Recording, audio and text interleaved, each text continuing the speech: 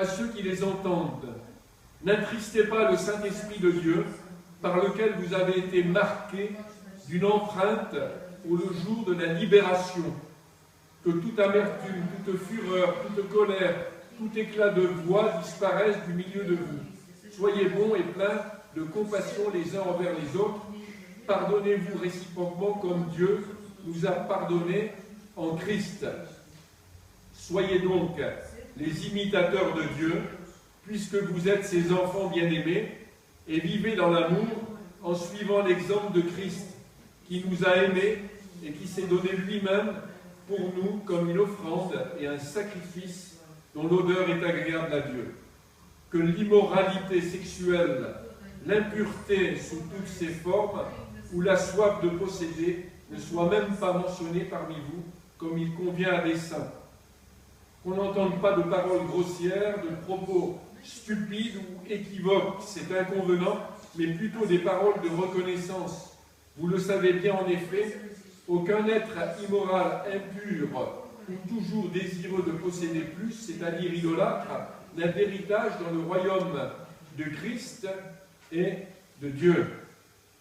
Que personne ne vous trompe par des paroles sans fondement, car c'est pour cela que la colère de Dieu vient sur les hommes rebelles. N'ayez donc aucune part avec eux, car si autrefois vous étiez ténèbres, maintenant vous êtes lumière dans le Seigneur. Conduisez-vous comme des enfants de lumière. Le fruit de l'esprit consiste en effet dans toute forme de bonté, de justice et de vérité. Discernez ce qui est agréable au Seigneur et ne participez pas aux œuvres stériles des ténèbres, mais démasquez-les plutôt. En effet, ce que les hommes font en secret, il est même honteux d'en parler. Mais tout ce qui est démasqué par la lumière apparaît clairement, car tout ce qui apparaît ainsi est lumière. C'est pourquoi il est dit « Réveille-toi, toi qui dors, relève-toi d'entre les morts, et Christ t'éclairera. » Amen. Amen. Ce passage est déjà une prédication.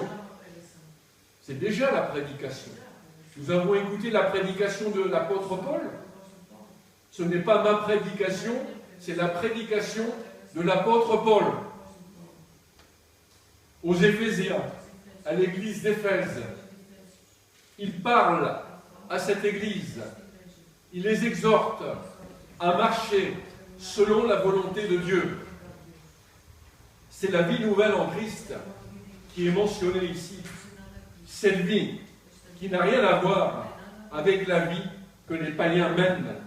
L'Église doit briller, être la lumière du monde. L'Église doit être là comme un témoignage vivant de l'amour de Dieu. Voici la parole que Paul adresse aux Éphésiens. Il est dit « J'affirme dans le Seigneur ». Il affirme, il maintient ce qu'il dit dans le Seigneur. Il ne renonce pas à changer de langage. Mais Paul dit « J'affirme dans le Seigneur ». Et que dit-il? Vous ne devez plus vous conduire comme les non-croyants qui se laissent guider par la sottise de leurs pensées. Paul montre aux Éphésiens qu'ils ne sont plus comme les non-croyants, que leur vie est nouvelle maintenant en Jésus-Christ, et que les païens se conduisent d'une manière insensée. Elle est insensée pourquoi?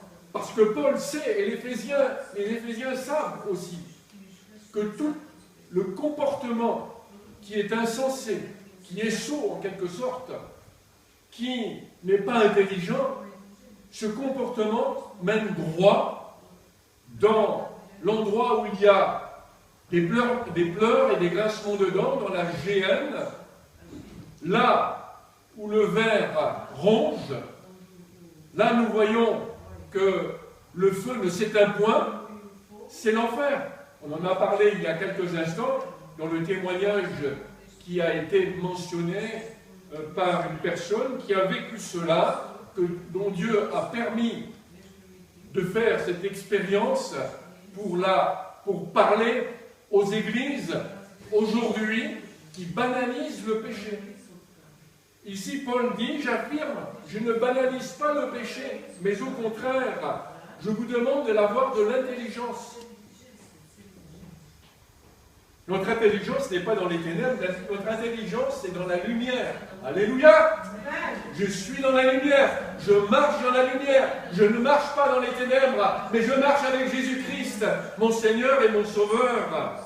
Je ne suis pas étranger à la vie de Dieu, mais je suis participant au corps de Christ. Je suis intégré dans le corps de Christ. Je marche dans le corps de Christ, avec tout le mouvement du corps de Christ, pour marcher ainsi dans la lumière, pour marcher dans la vie renouvelée en Jésus-Christ. C'est ce que dit Paul. Nous ne sommes pas ignorants et nous ne sommes pas endurcis. Les païens sont soit ignorants, soit endurcis. Ou peuvent être les deux, ignorants et endurcis, selon ce que l'apôtre Paul dit, à cause de l'endurcissement de leur cœur.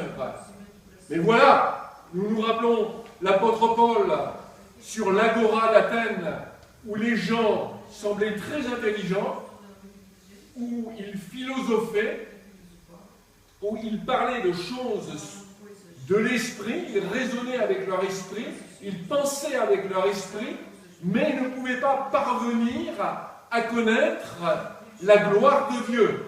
Ils ne pouvaient pas. Mais maintenant, Paul arrive et dit maintenant que les temps d'ignorance sont finis. Voilà, Dieu a envoyé son Fils dans ce monde pour que ces temps d'ignorance cessent, et afin que tout homme ou toute personne puisse connaître la vérité selon Dieu. Et Paul s'adresse à ceux qui sont sur l'agora et qui dissertent sur différents sujets et qui sont prêts à écouter. Mais quand Paul parla de la résurrection des morts, ils dirent « Mais nous t'écouterons une autre fois ». Leur cœur s'est endurci parce qu'il y a quelque chose qu'ils ne pouvaient pas saisir, la résurrection des morts. Selon ce que Paul enseignait, Christ est ressuscité le troisième jour. Voilà mon évangile, et il a été vu par plus de 500 frères à la fois. Voilà mon évangile, dit Paul, l'évangile de Christ qui transforme nos vies, qui nous change pour être une nouvelle création à la gloire de Dieu. Est-ce que ta vie ce matin est une nouvelle création à la gloire de Dieu? Est-ce que tu veux être une nouvelle création à la gloire de Dieu, ou être dans l'endurcissement de cœur et conserver encore l'ignorance, parce que la vie de Christ, c'est un apprentissage. Nous apprenons chaque fois dans la parole de Dieu comment se conduire. Ceux qui ont perdu, il est dit, tout sens moral, se livrent à la débauche et vivent selon le train de ce monde, conformément à l'esprit de ce monde, ne peuvent pas comprendre la vie en Christ, la vie intégrée dans le corps de Christ.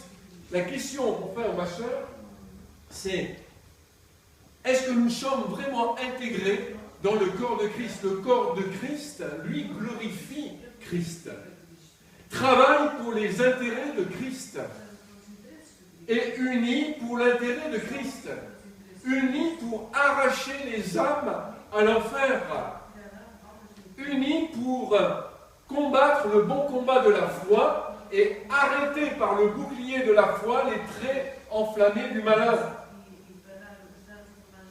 Le bouclier de la foi, avec l'épée, n'est pas une arme défensive, mais une arme offensive.